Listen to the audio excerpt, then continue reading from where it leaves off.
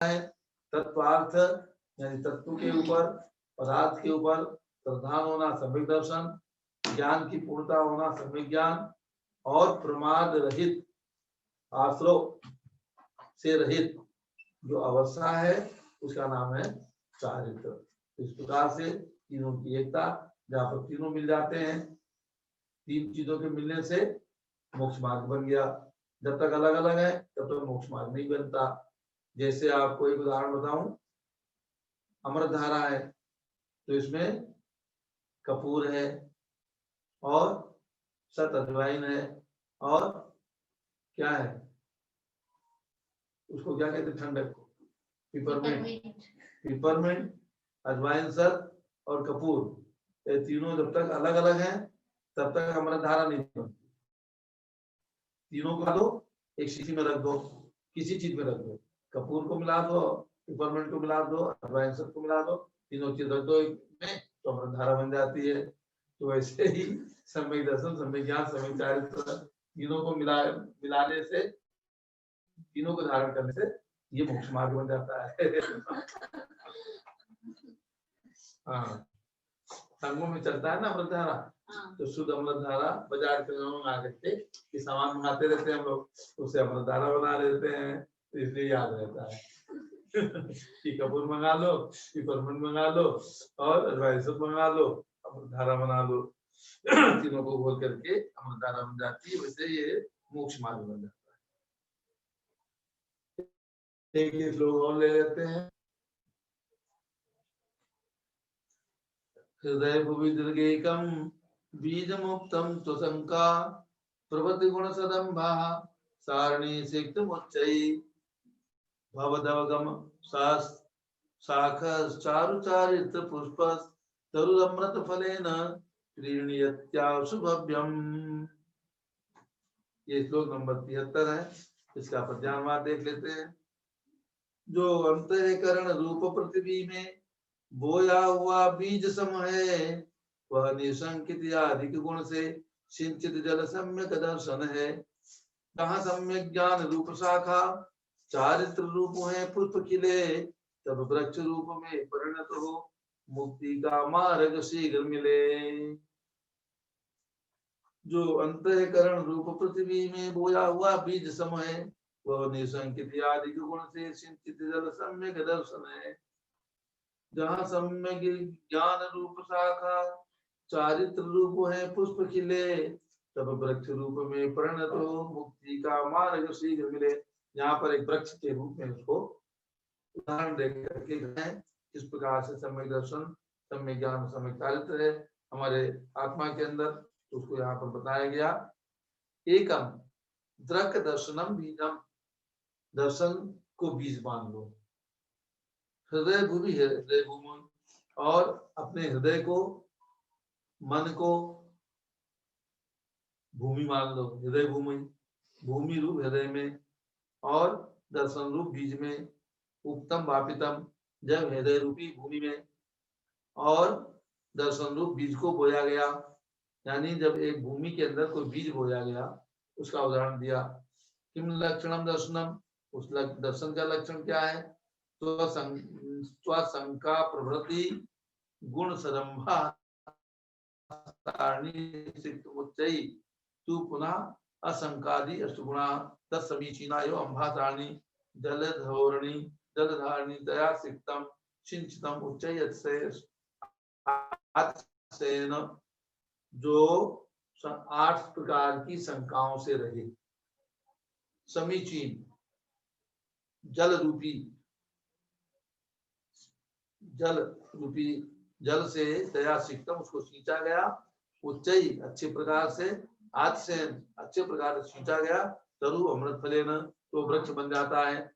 यानी अच्छा बीज अच्छी पृथ्वी में बोया गया और उसको जल से सींचा गया।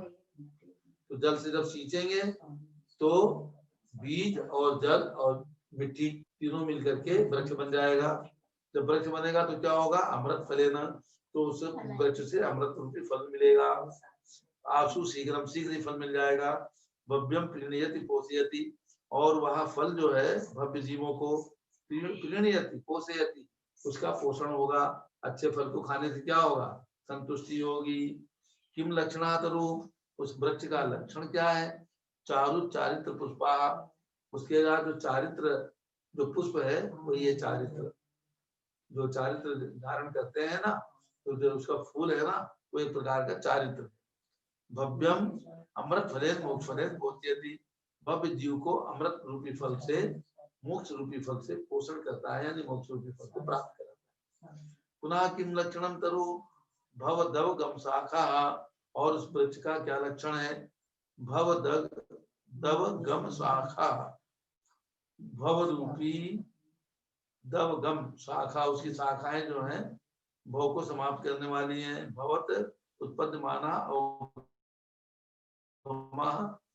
उस उत्पत्ति माना अवगमा ज्ञानम, उसमें जो शाखाएं आई हैं वो एक प्रकार का अवगमा यानी ज्ञान है। तदेव शाखा, वो शाखा ही एक प्रकार का ज्ञान है। यस्ता, जिसके इस प्रकार से अच्छा बीज अच्छी पृथ्वी के अंदर बोया गया, जल से सिंचित किया गया, तो उसमें पुष्प आए, पुष्प जो है फल बन गए, फल बनने के बाद शाखा बन गई। ये सब मिलकर के और उसको ज्ञान प्राप्त हुआ शाखा रूप से, यही जो है उसका फल बन जाता है, यही मोक्ष को पहुंचा देता है।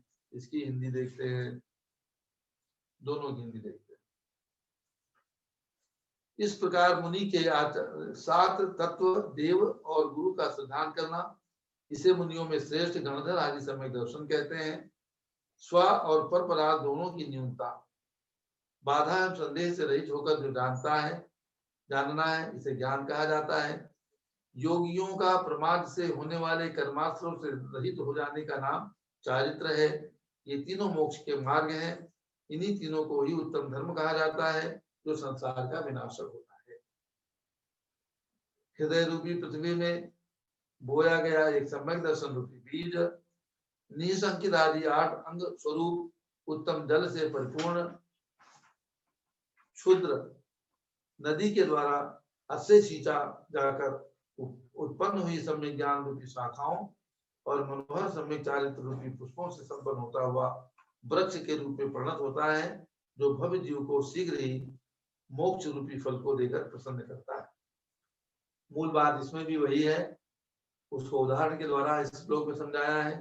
मुख्य बात वही है कि जहाँ सम्यक दर्शन, सम्यक ज्ञान, सम्यक चारित्र धारण किया गया, तो यही रत्नत्रय की एकता मोक्ष का मार्ग बनती है, और यही भव्य जीवों को मोक्ष में पहुंचाने में सहायक बनती है, कारण बनता है। ये सम्यक दर्शन ज्ञान चारित्र, तो उसी को यहाँ वृक्ष के रूप में, बीज के रूप में, फल के रूप में, पुष्प के रूप में, जल के रूप में इत्यादि रूप से उसके शाखा, उसकी फूल, ये इत्यादि उदाहरण देकर के समझाया गया है। मुख्य रूप से ये मानना है कि सम्यक दर्शन, सम्यक ज्ञान और सम्यक चारित्र, ये तीनों जहाँ पर होते हैं तब वहाँ मोक्ष मार्ग प्राप्त होता है। और यही तीनों की एकता, इन्हीं तीनों का धारण करना, इन तीनों के अंदर रमण करना, इन तीनों को वीतराग रूप से धारण करना, यानी निश्चय सम्यक दर्शन, निश्चय सम्यक ज्ञान, निश्चय चारित्र को धारण करना, अभेद रूप से धारण करना, प्राप्त करना, यही होता है मोक्ष को प्राप्त करना।